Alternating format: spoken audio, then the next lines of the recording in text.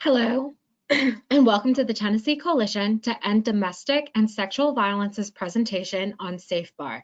My name is Heather Goodman-Cave, and I am a program specialist here at the Tennessee Coalition.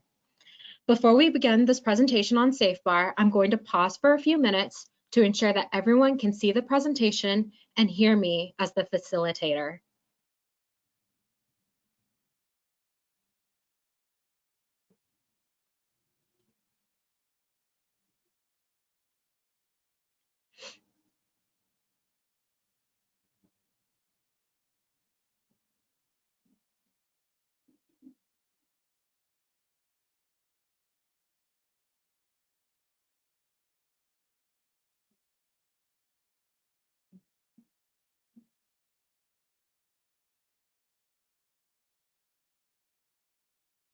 And as we all know with technology, it can sometimes fail. So if you cannot hear me or see the presentation, please don't be afraid to speak up and type any technical issues into the chat box. It seems as though we are ready to roll. Can everyone who is present at this webinar write in the chat box their name, the state that they are currently in, and the name of the organization that they are with for demographic purposes?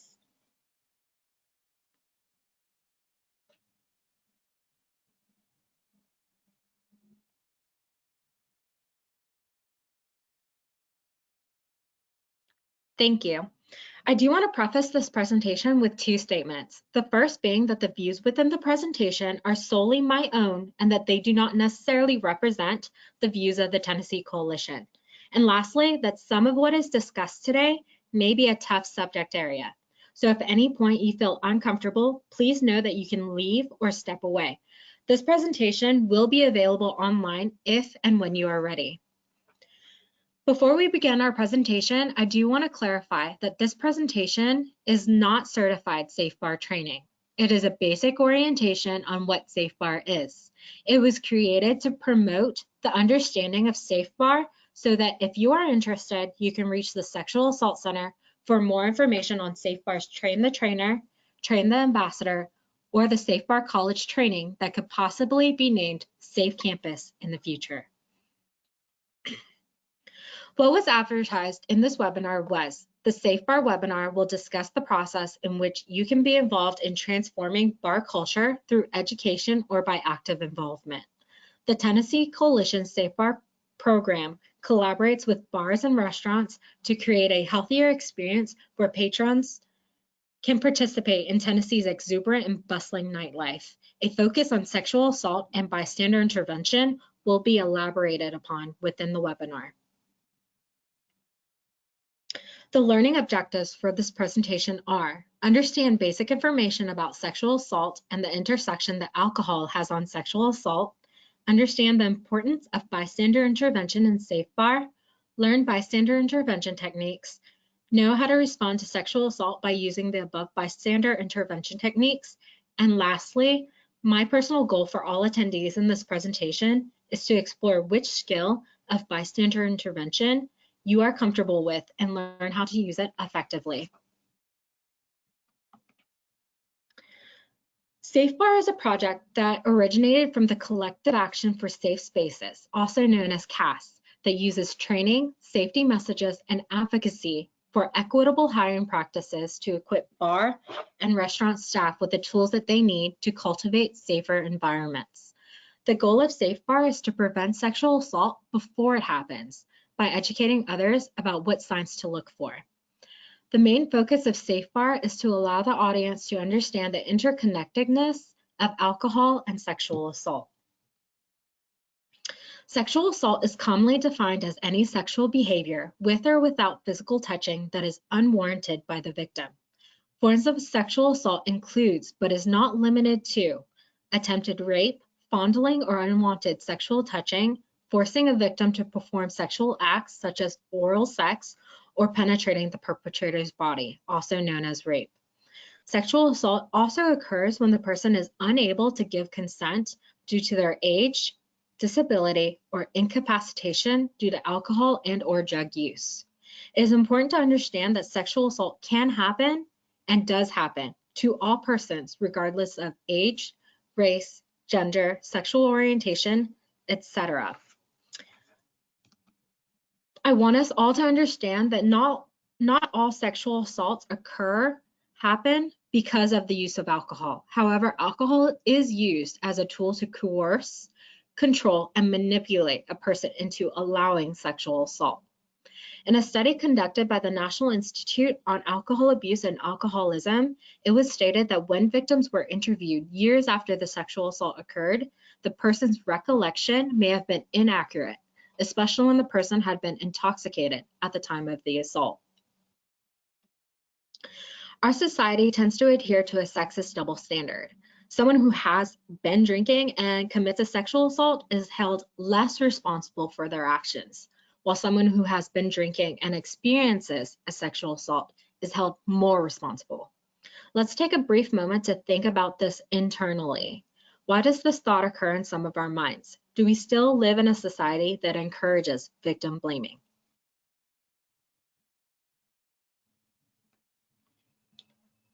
So bystanders are individuals who witness emergencies, criminal events, or situations that could lead to criminal activity or harm to another person.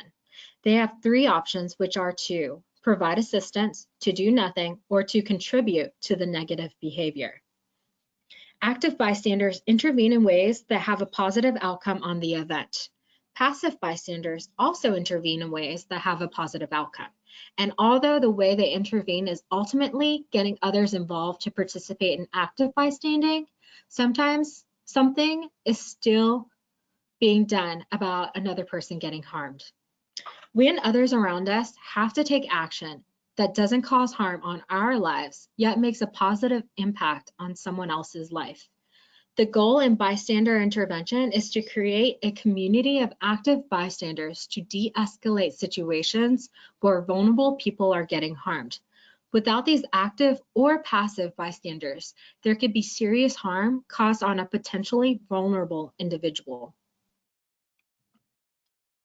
Dr. Martin Luther King stated it best when he said, "Our lives begin and end when we are silent about things that matter." I want to share with you a video I came across that perfectly sums up the different techniques for bystander intervention. It also allows you to think what could have happened to the person being harassed if someone had not stepped in. Let's watch this 5-minute video titled, "The Girl at the Bar."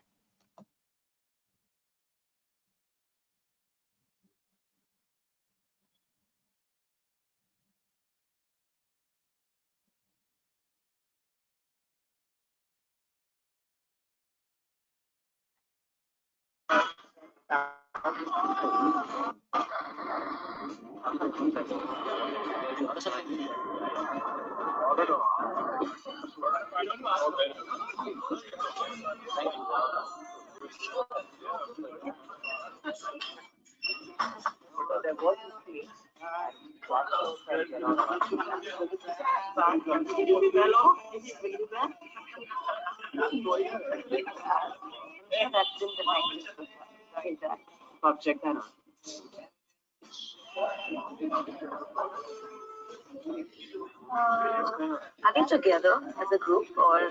I think we should go. Yeah, I should go. I noticed the situation. I'm here with my brother and my friend. This is my local bar, and therefore I feel safe enough to directly intervene.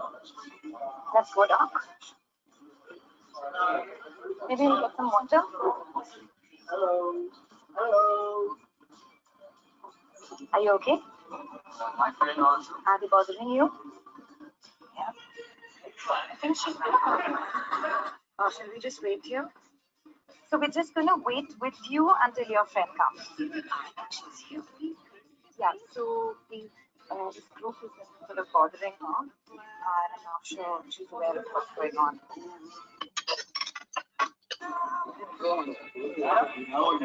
But of course, if you are one of the teachers, and then someone visiting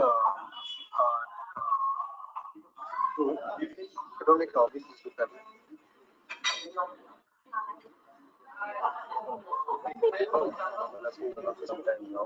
But I need to get to when I do school check. Okay, we noticed this guy kind of bothering that girl. So I'm going to go across and try and create some kind of a distraction. Let's do this. Hey, did you guys park your bike downstairs because they're towing all the bikes? My friend just called me and told me, yeah. Same here.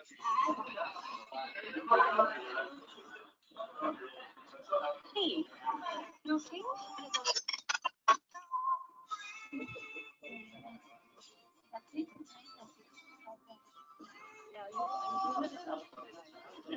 Thank you. So I play the usual. Oh, not too crowded. Few tables. Few tables. Okay, listen. You come here, okay? I'll see you. Okay. Yeah, everything is fine. I'll see what's going on there. But I don't really feel safe to go in directly intervene because I'm on my own right now. So I'll go find the manager of Arthur and ask them to do something. Excuse me? Excuse me? Could you please check on that girl? That table?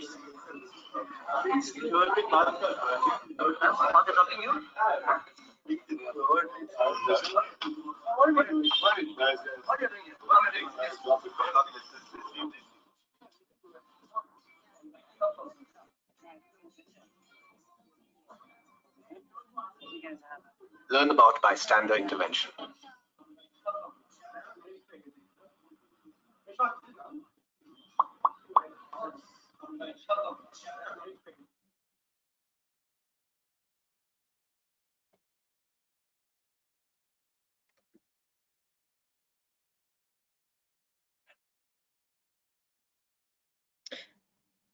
So if a person had not stepped in this scenario, it could have possibly been about the bystander effect. The bystander effect is simply when people are most likely to help when they are alone than when in the company of others, because of the assumption is that someone else will do it. It occurs when the presence of others discourages an individual from intervening in an emergency situation against a bully or during an assault or any other crime. The greater the number of bystanders, the less likely it is for any one of them to provide help to a person in distress. People are more likely to take action in a crisis when there are a few or no other witnesses present.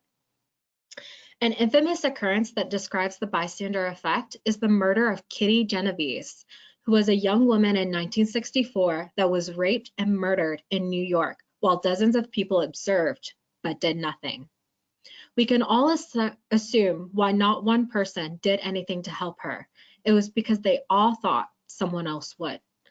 What are the reasons why people don't get involved when they see something happening? Did you notice that in the video they demonstrated 3 of the 4 different techniques used within bystander intervention? The techniques they mentioned were direct, when the person asked if the person being harassed was okay and if they were being bothered. They then waited until their friend arrived and informed them of what was going on. Distract, when the person told their friend a game plan for distracting the table harassing the bar patron. The person informed the table that their bikes were being towed and their friend stepped in and asked the bar patron if they were okay. Delegate, when the person informed the manager, who then confronted the table who was harassing the bar patron who was laying at the table. They had also used delay when they asked the person being harassed if they were okay and if the other person or the other people at the table were bothering them. There are a multitude of scenarios where direct, distract, delegate, and delay would be applicable.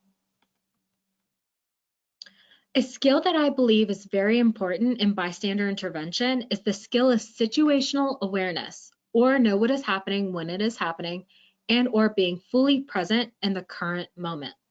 We need to trust our gut feeling when something tells us that something is wrong when we see something abnormal. The first step of bystander intervention is noticing that something is wrong and that it has the potential to cause harm to another human being. Noticing that something is wrong either by recognizing body language or hearing a person attempt to say no should be the signal that something is definitely wrong and that we should just go and ask the person being harassed if they need any assistance. So let's get acquainted with the 4 Ds of bystander intervention. I'm going to give 3 totally made up scenarios of possible sexual assault or sexual assault, and each slide will have the 4 Ds of bystander intervention. I'm hoping that everyone attending this presentation responds with which method you would use and how you would use that method. Please keep in mind that there is absolutely no wrong answers here. So scenario 1 is, you are at a restaurant with your partner getting dinner. You see what you originally assumed as a couple at the bar. You notice that the woman and the man talking until the woman gets up and leaves. As soon as she leaves, you see the man put his hand on top of the dark drink that you noticed the woman was sipping on. You are unaware what the reason was as to why the man put his hands on her drink. Soon afterwards, the woman comes back and surprisingly inspects her drink. What method would you use and how would you use that method? I'm going to give about 2 minutes so everyone can type in the chat box which method they would use and how they would use that method.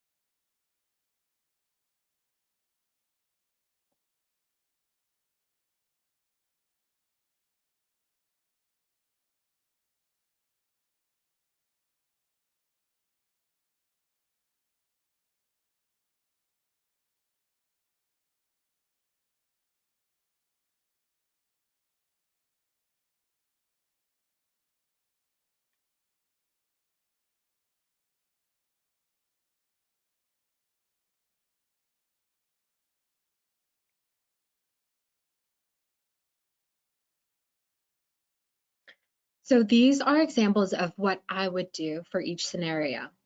So for delay in scenario 1, I would go speak with the woman and ask her if she is okay. For direct, I would go speak with the woman and let her know what I saw. For distract, I would go speak with the woman and try to convince her that we knew each other from school. I would also then let her know what I saw after I had led us away from the other person. Delegate. I would inform the bartender of what I had noticed. If they do not do anything in the time that I find appropriate, I would then find security or the owner of the establishment. Scenario 2. You and some friends are at a bar in downtown Nashville. You notice that there is a massive crowd in the bar that you and your friends walked into. The crowd is due to a wild bachelorette party. You see that one of the women in the party has extremely slurred speech and is hanging on to a somewhat sober-looking man. You hear the man tell the woman that they should get out of here and that she would have more fun if she had left her friends. You also hear the woman attempting to tell the man that she wants to stay with her friends. With as much information as you have, what would you do? Which method would you use? And then how would you use that method? Again, I'm going to give everyone 2 minutes to choose a method and reply with how would they use that method.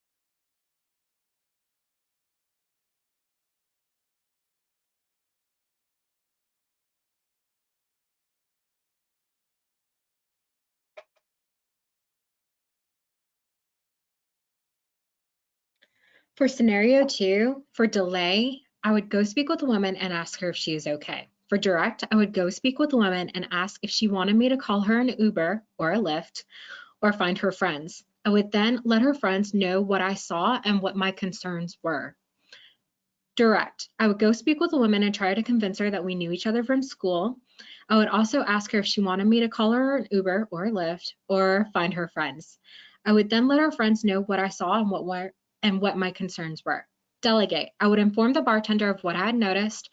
If they do not do anything in the time that I deem as appropriate, I would then find security or the owner of the establishment. And lastly, scenario 3. You are outside of a bar talking to your friends when you see a woman running outside of the bar. You are curious as to what had happened, and so you ask someone inside what occurred. They tell you that all they saw was a man walking with her when they all of a sudden disappeared. They also tell you that she was slurring her speech. They said that they did not have enough information to feel comfortable intervening, so they, along with others, did nothing. You had heard enough and ran after the woman. You finally catch up with the woman and you ask her if she is okay and if she feels comfortable telling you why she ran out of the bar. You assure her that you mean her no harm and that you just want to help her or listen to her, maybe get her an Uber. She told you that she was at a friend's bachelorette party and that a random guy was speaking to her. He asked her if she wanted to get away with him. She told him that she didn't want to leave her friends, but he took her to the bathroom anyways. She was confused and frozen with fear and shock when he pushed her into the bathroom and sexually assaulted her. So what do we do now? So I know a lot of this, and I know a lot of us know this, but the first thing we do as human beings is listen. We need to listen without judgment and allow for the victim to feel comfortable telling us what just occurred to them. We also have to allow for the victim to make their own decisions. We can tell them of what they could do, such as call law enforcement and seek the nearest emergency room, but we should not tell them what they are going to do. It is detrimental that we ask permission to call law enforcement. Calling law enforcement would be for us the ideal situation. However, calling law enforcement will not be the most comfortable situation for all victims of sexual assault and or rape. Therefore, do not force or pressure the victim. We can also ask if they want a chaperone to the nearest emergency room for an exam. Even if the victim does not want to call law enforcement, it would be the best case scenario for both their health and possible future prosecution if the victim went to the ER. Again, do not pressure or force the victim. Encourage them to seek assistance at a later date if they do not want to call law enforcement or go to the emergency room at that time. The major lesson I encourage everyone participating in this presentation is that you always check in on the person being harassed, even when you don't have enough information, even if you feel uncomfortable because of embarrassment or something else.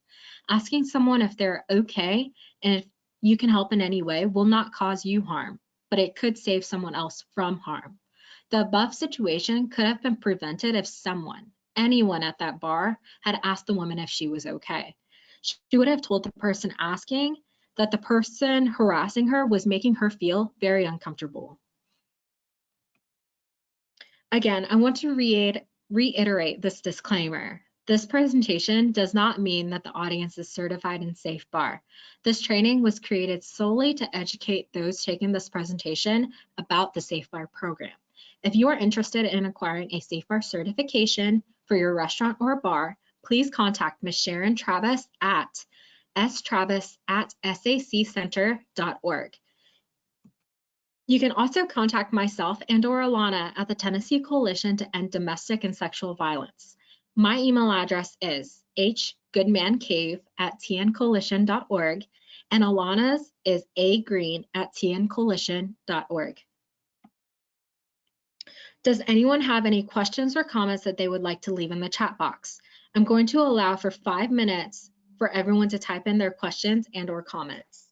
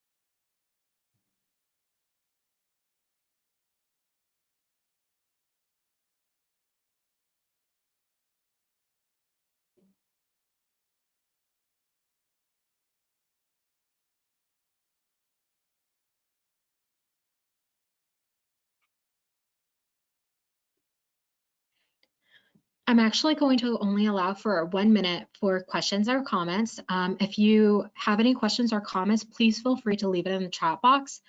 I want to end this presentation on SafeBar with a quote from Judith Lewis Herman when she stated, "In order to escape accountability for his crimes, the perpetrator does everything in his power to promote forgetting. If secrecy fails, the perpetrator attacks the credibility of his victim. If he cannot silence her absolutely, he tries to make sure no one else listens." With this quote being stated and the things that we now know and understand, let's make a pact to stop being silent about things that matter. Let's be proactive in trusting our instincts and asking questions when we notice that something is wrong. Even small gestures have the power to change someone else's life. Please feel free to share what you have learned today from the Tennessee Coalition's SafeBar orientation via Twitter using the hashtag Pact2Act. Thank you all for coming, and I hope that you all gain the knowledge you are seeking and have an amazing rest of your summer.